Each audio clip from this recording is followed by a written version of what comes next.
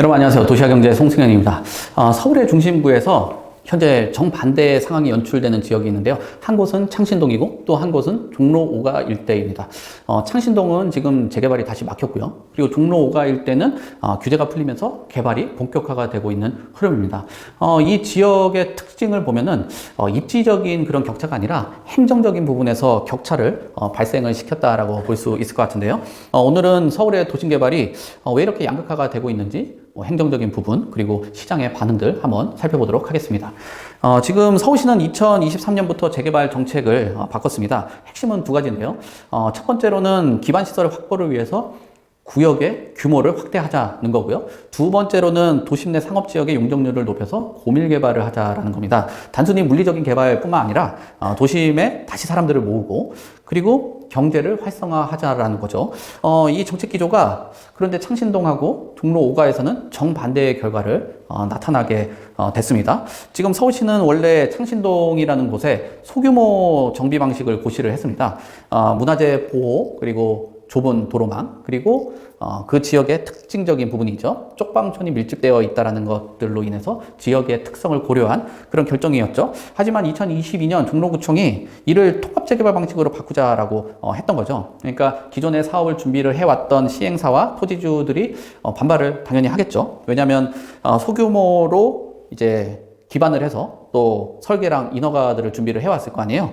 이렇게 변경되면은 동의율을 다시 끌어올리기 위해서 해야 되는 그런 여러 절차들이 있을 수밖에 없고요. 그리고 추가적으로 기반 시설이 확대가 되다 보니까 뭐 사업성이 낮아진다라는 얘기들이 나오고 또 그런 인지로 인해서 많은 분들이 고민을 하고 진행이 좀 멈춰버린 그런 상태라고 보실 수가 있겠죠. 하지만 종로 5가 일대는 정책과 그리고 행정적인 부분에서 방향이 지금 일치한 그런 상황이죠. 지금 서울시는 17년 만에 지구 단위 계획을 개정을 했는데 상업지역의 용적률을 대폭 상향을 했죠. 지금 기준 용적률이 400%에서 600%로 되었고요. 허용 용적률은 600에서 660%가 된 겁니다. 그래서 최고 높이에 대한 계획도 완화가 되면서 구조를 완전히 이제 전환을 한 거죠. 그러니까 행정적인 조정 없이 곧바로 개발에 대한 가능성과 그리고 수익성 향상으로 이어진 그런 사례라고 봐야 되겠죠. 그래서 서울에 있는 그런 뭐 다양한 그런 상업 지역들도 이런 종로 5가의 흐름들을 살펴보고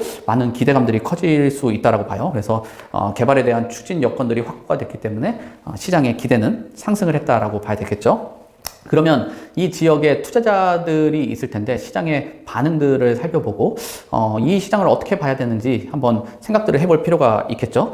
자, 지금 창신동이라는 지역과 종로 5가라는 지역 안에서는 결국은 정비계획을 변경을 하느냐 아니면 기존의 계획을 유지를 하느냐에 있는데 지금 변경 과정에 있는 그 창신동 대비했을 때 종로 5가는 뭐 기존 계획을 유지를 하면서 용적률도 상향됐다라는 것은 투자자 입장에서 봤을 때는 상당히 좀 긍정적으로 작용하는 부분이라고 봐야 되겠죠. 그리고 정책에 대한 일관성도 창신동은 이런 변화가 있는 상황 대비했을 때 종로 5가는 일관성이 지금 높은 그런 수준이죠.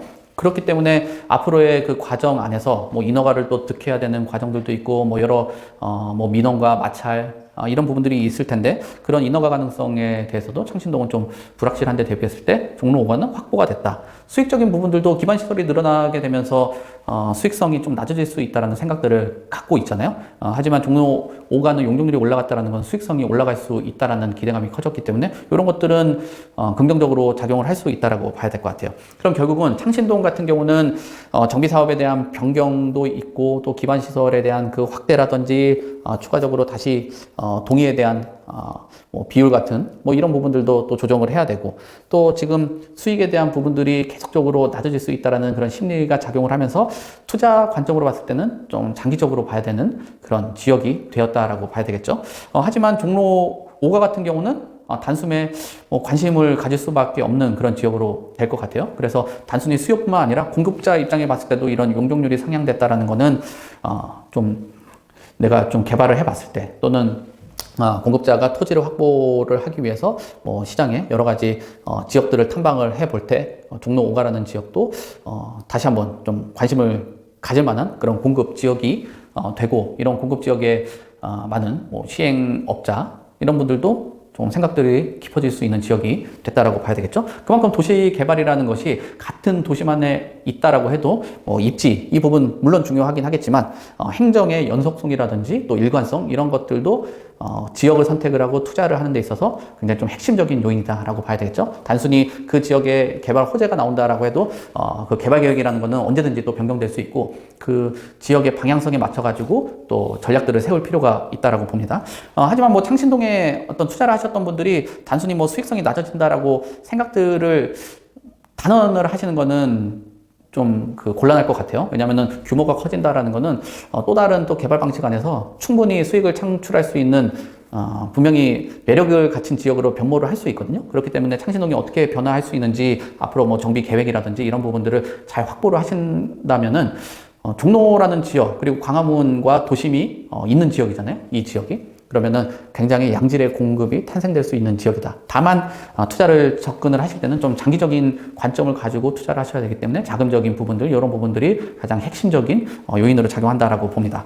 자, 같은 도심인데 이렇게 흐름이 다른 부분들 그 부분은 앞서 말씀드린 것처럼 뭐 정책의 방향 그리고 행정의 실행력에 있다라는 거죠.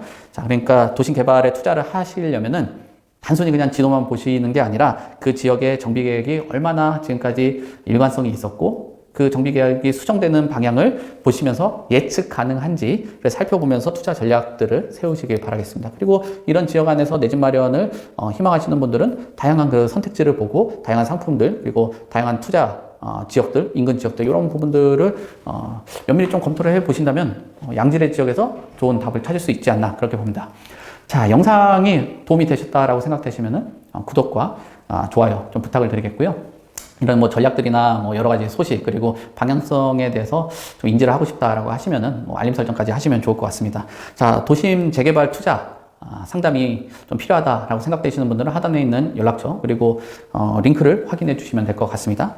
댓글로 여러분들이 도심에서 글쎄요, 뭐 주목할 만한 지역들이 있다. 그리고 이 지역들을 좀 다뤄줬으면 좋겠다라고 생각되시는 것들이 있다라고 하면은 하단에 댓글로 많이 참여들 해주시면 좋을 것 같습니다. 자, 오늘은 여기까지 하도록 하겠습니다. 시청해주셔서 감사합니다. 좋은 차를 사기 전에도, 이사를 가기 전에도, 크게 다치기 전에도 항상 미리 대비를 해놓는데 부동산은 왜? 사전 점검 서비스는 부동산 매물을 사거나 짓거나 하기 전에 법률부터 부동산 정보까지 한 번에 미리 대비하는 서비스입니다. 영상에 나오는 연락처로 많은 신청 부탁드립니다. 또 다른 세상을 맞이하라.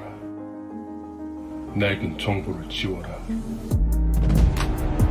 새로운 감각을 익혀라. 변화하는 미래에 맞서라. 편향된 시각을 버리고 얽혀있는 도시 속 독보적인 가치를 쟁취해라. 당신이 만드는 미래의 기회, 도시화 경제.